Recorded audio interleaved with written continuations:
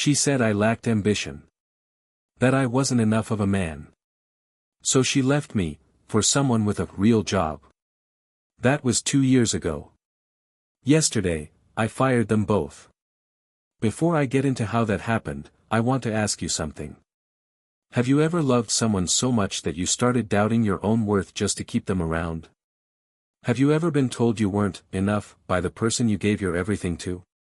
Let me know in the comments. I need to know I'm not the only one who went through that kind of heartbreak. My name is Marcel Singh. I'm 31 years old now, a startup founder in the tech space. We design workflow tools for large-scale teams. But back then, I was a broke freelance developer with 2 credit cards, a dream, and a girl I thought I'd marry. Her name was Gracie O'Neill. Gracie was one of those women who could walk into a room and own it, magnetic, sharp, always put together. She worked in marketing, the face of brands. She was ambitious, had plans, and made sure everyone around her knew it. We met at a brunch party hosted by my friend Karina. I was the quiet guy sitting in the corner with headphones around my neck. She walked straight over, introduced herself, and said, "You look like you think too much." I like that. That was Gracie. Bold. Beautiful. Blunt. We started dating within the month. She liked that I was different. Not flashy, not loud, just driven in a quiet, nerdy way. And I liked that she had enough fire for both of us. The first 2 years were magic. She believed in me, or at least pretended to. When I was working late nights coding in our tiny apartment, she'd bring me tea, sit behind me scrolling on her phone. We talked about moving to Seattle. Starting something together. Kids, even. But something changed after year 3. She started making offhand comments. Maybe you should try working for a real company for a while. You know, Luca got promoted again, they gave him a corner office. Luca. At first, he was just a name that came up now and then, a guy from her networking events. She said he was a consultant. Said he was married. Said I had nothing to worry about. But she started coming home later. Started dressing differently when she left for events. Started talking less to me and more about him. I was still deep in building mode. Pitching clients, tweaking code, sleeping 4 hours a night. I didn't want to be insecure. I wanted to be the trusting, supportive boyfriend. But I could feel her slipping away. The night she left, it was raining. She didn't yell. She didn't cry. She just stood in our living room, suitcase by the door, and said, "I can't do this anymore. I need someone who's already there, not someone who might get there one day." Then she added, "You're sweet, Marcel, but I need a real man." She walked out, and Luca Marx picked her up from the curb. Let that sink in. She left me for him. And 2 years later, I would be the one signing their termination letters. But we're not there yet. Let me tell you how I turned heartbreak into revenge, and how poetic justice tastes sweeter than any payback ever could. Looking back now. The signs were there. The late-night marketing events that didn't end until 2 a.m. The sudden password change on her phone. The way she started leaving it face down on the table, something she never used to do. I told myself I was being paranoid. That I was stressed from work. That I just needed to trust her. Luca's just a friend. He's married. You're overthinking again, babe. That's what she said every time I asked. And each time, I believed her. Or maybe I just wanted to. We were 4 years in. I thought that meant something. But love doesn't make someone stay if their heart's already gone. The breakup wasn't dramatic. No screaming, no cheating confession, no tears. It was clinical. She walked into our apartment one evening. I had just finished debugging a nasty piece of code that had cost me 2 days of sleep. She sat across from me, crossed her legs, and said, I can't do this anymore. I asked her, do what? And that's when she hit me with it. This. Us. Waiting around while you chase dreams that may never happen. I need stability, Marcel. I need a man who has his life together, not one who's trying to figure it out. I remember going numb. The last thing she said before grabbing her suitcase was, "You're sweet, but I need a real man." And then she was gone. She didn't even slam the door. It wasn't even a full month before I saw them together. Gracie and Luca. On his boat. In Malibu. Smiling. Her hair was sun-kissed, her laugh the same as it always was, except now it was his. They moved fast. Or maybe it had always been happening in the background. I'll never know for sure. But suddenly, my timeline was full of them, sipping champagne, posing on balconies, attending black tie events. Every photo looked like a slap in the face. There was this one picture that nearly broke me. Her in a white dress, standing on Luca's rooftop with the caption, "Grateful to be loved loudly." Loved loudly? I gave her everything I had. She just wanted more, and he had it. I stopped going out. Didn't answer calls. I even ghosted Karina and Jamal, two of my closest friends. Karina kept texting me things like, "You didn't lose. You just weren't meant to carry someone that heavy while climbing." Jamal sent me a quote once, "Sometimes, God removes people from your life because they're blocking your blessings." But at the time, all of it felt like noise. I didn't want quotes. I didn't want comfort. I wanted to disappear, and rebuild. So I did. I moved into a one-bedroom unit above an old bakery and buried myself in work.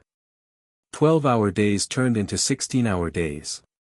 Client by client, line by line, I built what would eventually become my company. No social media. No distractions. Just code. Silence. Grit.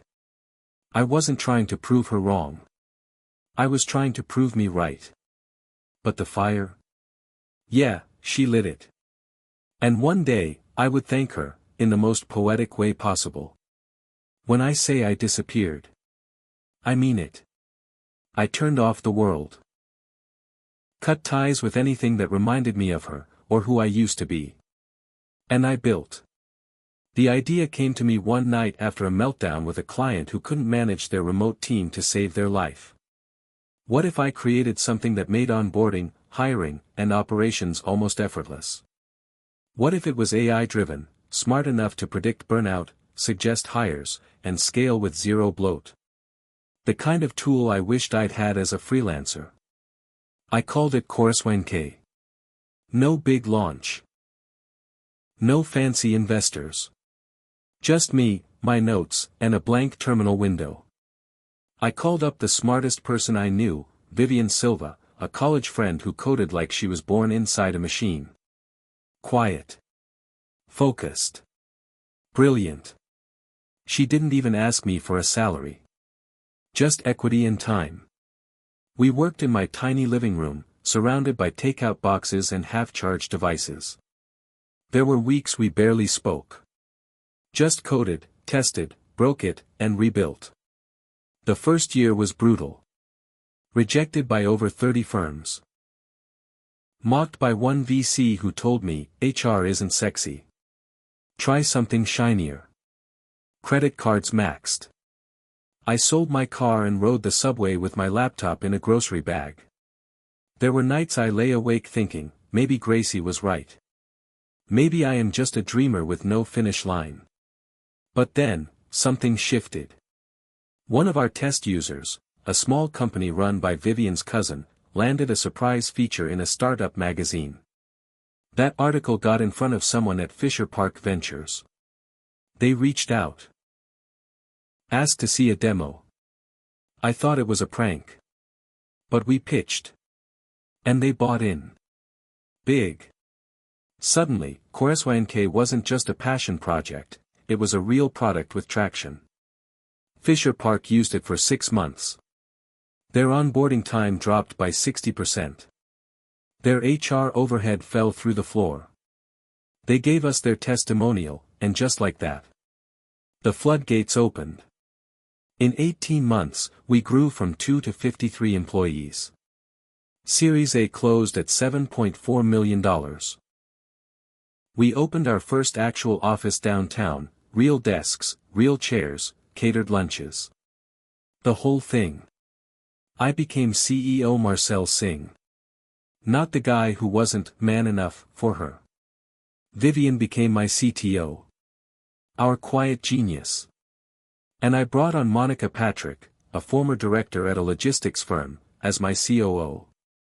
Organized, sharp, tough as nails. We started building a second division, a new internal platform for scalable remote staffing. That meant recruiting. We put out listings, and our inbox exploded. Over 600 applicants in 2 days. Monica and I were combing through submissions late one Friday night, sitting in the new conference room we hadn't even finished furnishing yet. And then, her voice went still. She turned her laptop toward me and said, "Hey, you recognize these names?" I looked. And my heart stopped. Gracie O'Neill. Luca Marks. 2 resumes. 2 desperate, hopeful applications. Same positions. Different departments. Same company. My company. She had no idea. And neither did he. But I did. And for the first time in years, I smiled. Not out of anger. Not out of pettiness. But because I knew exactly what I was going to do. I didn't say anything right away. I told HR to move forward with the hires. I even personally approved the final interviews, disguising myself under the scheduling alias, M.P. Singh. That little detail flew right over both their heads. Gracie applied for a brand strategist role. Luca, for operations analyst. They both had experience. Enough to pass. But I wanted to see them squirm. Day 1 was poetic. Gracie walked in first. She was wearing cream slacks, heels too high for the hallway, and a nervous smile that vanished the moment she saw me behind the glass wall. Our eyes locked. She froze. Her mouth fell open, not in joy. Not in recognition. Just panic. Luca was right behind her, holding a sleek coffee and trying to look important. He didn't even see me until he turned the corner. I'll never forget the way his cocky little half-smile cracked in half. He whispered something to her. She looked like she'd seen a ghost. I stood. Straightened my blazer. Walked out of my office and nodded at both of them. "Welcome aboard," I said. "Hope you're ready to work." They both muttered some version of, I didn't realize, I cut them off with a smile. We hire based on merit here. Nothing more, nothing less. And just like that, they became my employees. Luca was placed under my direct review in operations. Gracie was sent to the branding floor, reporting to Marina Wiley, one of my most fiercely protective creative leads. I didn't tell anyone about our history. But whispers started. It didn't help that Luca cracked on day 3, already fumbling deadlines and trying to impress everyone with buzzwords that didn't make sense. I gave him tasks just challenging enough to break the illusion. Dashboards he couldn't interpret. Reports he couldn't finish. He asked for help, and I gave it, with cold clarity and no emotion. As for Gracie, I kept her at a professional arm's length. No private meetings. No eye contact longer than necessary. Just business. But I caught her watching me sometimes, during team stand-ups, in the hallway, at the coffee machine. She never smiled. Marina pulled me aside one afternoon and said, "Hey, is there history here I should know about? Because homegirl looks like she's working through an emotional hurricane." I shrugged. Not my story to tell. But it didn't stop Marina and Catalina Clements, my senior designer, from piecing things together. They were the office's unofficial investigative committee. Catalina cornered me one night while we were reviewing a campaign. "So, Gracie used to date you, right? And Luca's the guy she left you for?" I blinked. "That obvious?" She grinned. "It is now." From there, the gossip spread like wildfire, but only in the quietest corners of the office. The team was loyal. No one dared cross the line. But I could feel it, the sideways glances, the hushed smirks, the second-hand justice brewing in the background. And I let it. Because I wasn't done. Not yet. It had been 3 months. 3 months of Luca barely keeping up, blaming everyone else when he fumbled. 3 months of Gracie floating through strategy meetings with half-baked pitches and zero real ownership. I'd given them enough rope. And now, I was ready to pull. I called for a department-wide meeting one Friday morning. Everyone thought it was just another quarterly update. But I had a different agenda. I stood at the front of the glass conference room, looking out at a team I'd bled with. Built from nothing. I took a breath and said, "We're restructuring operations and marketing to better reflect our evolving direction." Heads turned. Eyebrows raised. I looked straight at Luca and Gracie, sitting side by side. Effective immediately, I continued, we'll be letting go of a few individuals whose performance hasn't aligned with our company standards. The air thinned. A slide popped up behind me, names listed. Luca Marks. Gracie O'Neill. Luca laughed, a dry, forced chuckle. "You can't be serious." "I am," I said. "HR will process everything today. Thank you for your time here." He stood up abruptly, knocking over his chair. "This is personal, man. You're just bitter." I looked him in the eye. Calm. Controlled. "No. This is business. Poor execution. Missed deadlines. Ego over teamwork. That's not what we stand for." He muttered something under his breath and stormed out, red-faced and reckless. Gracie didn't move. She just sat there. Staring at the table.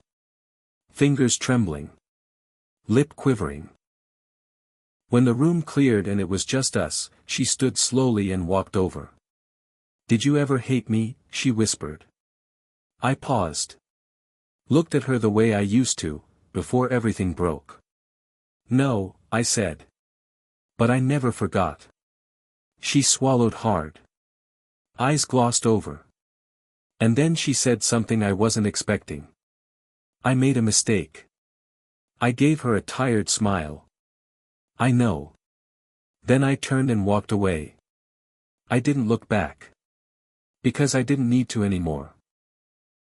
After Gracie left, I thought I had to become someone else. Someone harder. Sharper. Less emotional. But I've learned something since then. You don't have to lose yourself to prove your worth. You just have to stop giving the wrong people front row seats to your life. That breakup, as cold and humiliating as it was, forced me to grow. And yeah, seeing her face when I walked into that interview room. That was a moment I'll never forget. But revenge? It wasn't in firing her. It was in becoming someone she never believed I could be. These days, I keep my circle small. Quiet dinners. Late-night coding sessions I still get excited about. And Vivian? She never needed me to be flashy. She just needed me to be me. She stood by when I had nothing but coffee breath and cracked dreams. Now, we're building more than software. We're building a life. So to anyone out there who's been left behind, betrayed, or made to feel small, remember this: sometimes, the best revenge is becoming the person they never saw coming. If you felt that, drop a comment below. Tell me, what would you have done if you were me? And don't forget to like, subscribe, and turn on notifications for more stories like this one.